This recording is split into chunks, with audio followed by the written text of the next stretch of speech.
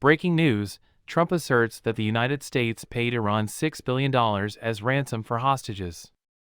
The militant group's October 7th attack on U.S. ally Israel, killing hundreds of civilians, has increased tensions between Washington and Tehran due to Iran's relationship with Hamas. Iran has alliances with both Hamas and the Houthis, a militia that has recently threatened Israel with all-out war and controls a large portion of Yemen. Although the geopolitical situation is complicated, former President Trump claimed in an interview published on his Truth Social channel that the United States gave Iran $6 billion in exchange for hostages. Truth Social reposted an interview with Donald Trump from November 24, 2023, in which Trump asserted that the United States had given Iran $6 billion that we got for hostages.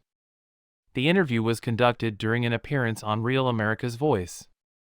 "Consider this," Trump said. "Think about it. We gave them 5 prisoners, and they got 5 prisoners from us." Then Iran said, "All right, that's probably as good as this group is going to do." When the United States countered, "But, in addition they get $6 billion. Well, nothing surprises me with this group, but we gave them that." As part of an agreement to release 5 American detainees in Iran, the Biden administration waived sanctions in September of this year, allowing the transfer of $6 billion in frozen Iranian funds from South Korea to Qatar. Trump is making reference to this. The United States of America freed 5 Iranian detainees under the terms of the agreement, which was inked by U.S. Secretary of State Antony Blinken. The funds from previously sold Iranian oil could be transferred to Qatar's central bank and then used exclusively to buy humanitarian supplies for Iran. In the aftermath of the October 7 Hamas attacks on Israel, the decision was criticized by the Biden administration. Iran has remained an important partner for the Sunni Muslim group, the White House National Security Council stated after the attack that Iran had not received the funds and that they could only be released for humanitarian reasons.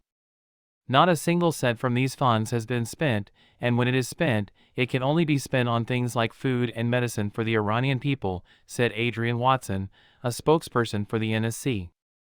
These funds have absolutely nothing to do with the horrific attacks today, and this is not the time to spread disinformation.